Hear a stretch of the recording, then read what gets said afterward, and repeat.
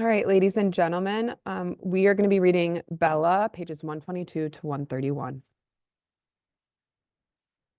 The Luciano baby was sick. Bella could hear it crying late into the night. Its thin, high-pitched, unnatural-sounding wail interrupted only by spasms of coughing. The baby's crib, a drawer pulled out of a chest and laid haphazardly on the floor, was right on the other side of the wall from the bed where Bella slept with the two little Luciano girls. So each wail seemed to drill straight into Bella's head. Even with her hands over her ears, Bella couldn't block out the sound. She was so tired, so desperate to sleep. But she was torn. She also longed to storm into Signor and Signora Luciano's bedroom, snatch up the infant, and whisper the same soothing lullabies that she'd heard her mother croon to Julia when Julia was a baby. What kind of mother was Signora Luciano that she could let the baby cry like that and not do a thing? Other tenants in the surrounding apartments began pounding on the walls. "Make that baby shut up. Can't a man get any sleep around here?" Bella rolled away from the wall and leaned toward Serafina, the little Luciano girl lying right beside her. "There's a poultice my mama used to make," Bella whispered, "for when we had coughs, but it uses flaxseed. Is there any flaxseed in New York City?" Bella's relationship with the Luciano children had changed in the last few weeks. She still hated Signor and Signora Luciano, but Rocco must have said something to his younger brothers and sisters. Now, sometimes, when Bella fell asleep over her unfinished pile of flowers, one of the Luciano children would nudge her awake before Signora Luciano noticed and began screaming at her. When one of the Luciano girls scooped out macaroni for the boarders, Bella's bowl always seemed to contain extra noodles. And at night now, she and the girls huddled tightly together, uniting their body heat against the winter chill of the tenement. Sometimes, in the haziness of nearly falling asleep at night, or nearly waking up in the morning, Bella could imagine that she was cuddled up again with her own siblings, children she loved. Coupled with Signor Carlotti's new, unexpected kindness at work, and the dancing every day at lunchtime, being friends with the Luciano children made Bella's life downright bearable. Maybe even happy. Except for the wailing baby. "You know how to make the baby better?" Serafina whispered back. "It might work," Bella said. Serafina slid out from under the thin cotton blanket, being careful not to disturb her younger sister, who had somehow, miraculously, managed to fall asleep despite the baby's crying. She climbed over the top end of the bed, her nightshirt dragging pitifully on the floor. She pushed open the door to her parents' bedroom. "Bella says you need flaxseed," Serafina said, "for a poultice." Bella heard Signor Luciano swearing, cursing useless peasant remedies. She climbed over the top of the bed herself, suddenly full of righteous indignation on the baby's behalf. "You're going to let your own baby cough itself to death without trying to help at all?" she wanted to scream. But she stopped short when she reached the doorway. Signora Luciano wasn't lying in her bed, lounging around while her baby screamed. She had the baby in her arms and was pacing up and down the floor. She was pounding on the baby's back, bouncing it up and down, trying everything to soothe it. And still, the baby screamed. Signora Luciano had her back turned to Bella. She couldn't have known Bella was standing right there. "We have to go to the doctor," Signora Luciano was pleading with her husband. "We can use Bella's money to pay for medicine." What?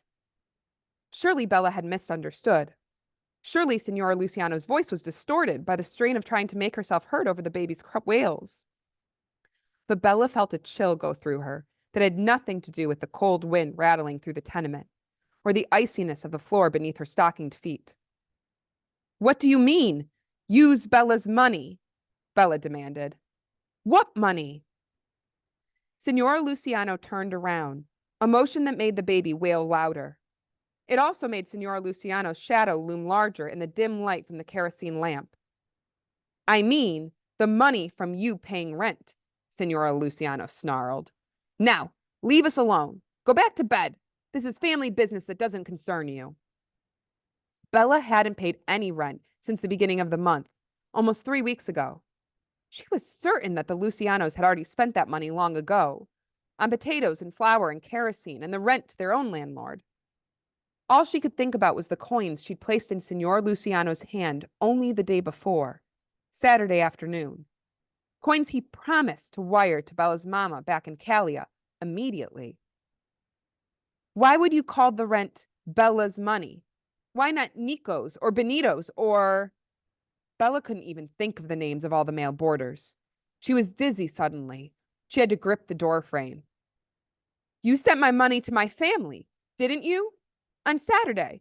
Didn't you go right away to the Banco di Napoli and send the money for me? Didn't you? She was screaming at Signor Luciano now, her voice mixing with the baby's wails. She saw Signor Luciano exchange glances with his wife. She heard Nico's voice rumbling behind her. You ought to tell her the truth, Luciano. And then other people in other tenements were banging on the walls, calling out, What happened to the girl's money, Luciano? Signor Luciano glanced around frantically, like a man suddenly finding himself on trial for a crime he thought was secret. Signora Luciano stepped between her husband and Bella. Her bloodshot eyes gleamed red in the lamplight, her mouth an ugly gash in her cruel face. What does it matter what he did with your money? She asked, her voice filled with venom, with contempt. Your family is dead.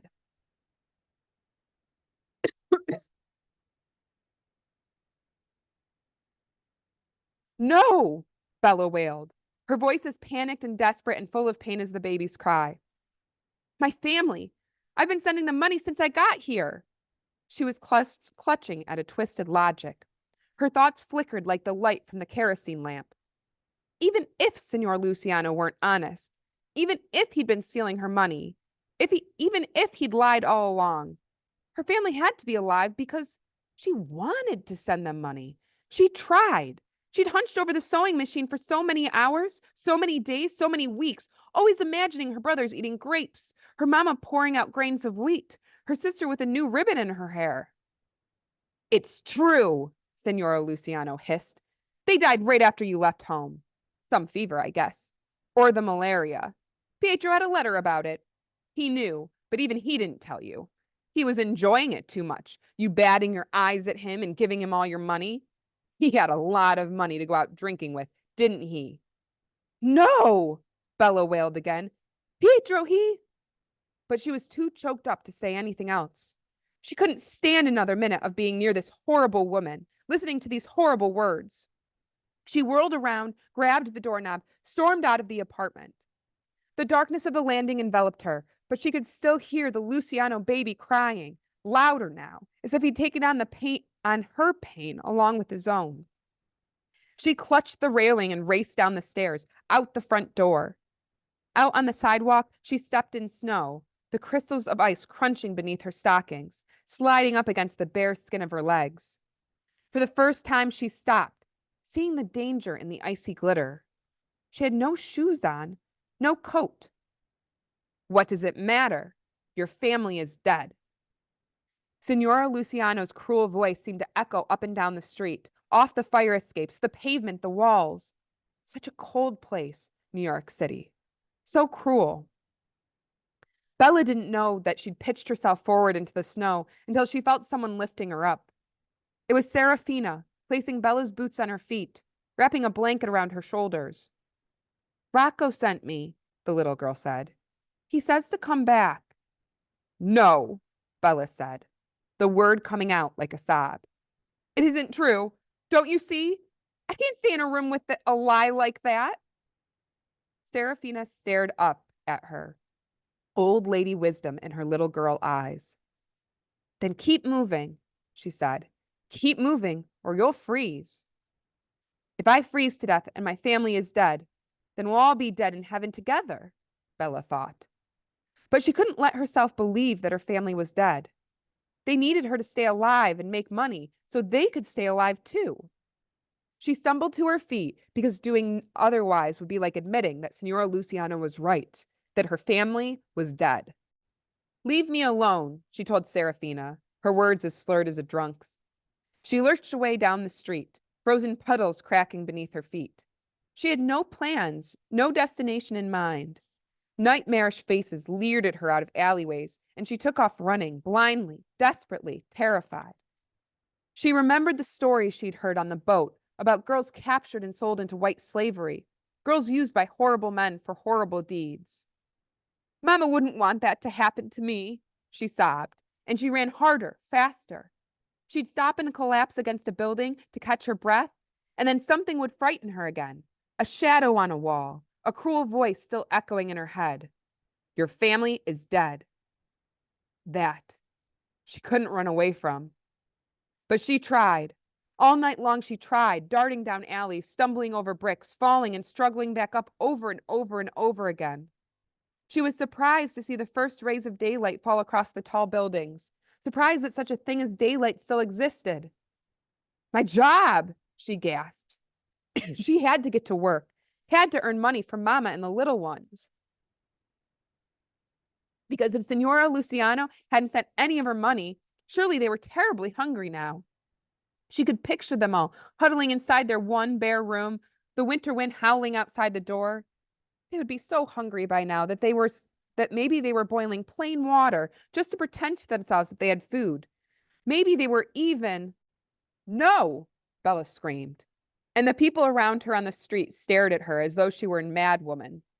She grabbed the coat of the person nearest her, a man with a long beard and long curls on either side of his face. I'm lost. How do I get to the Triangle Shirtwaist Factory? She demanded.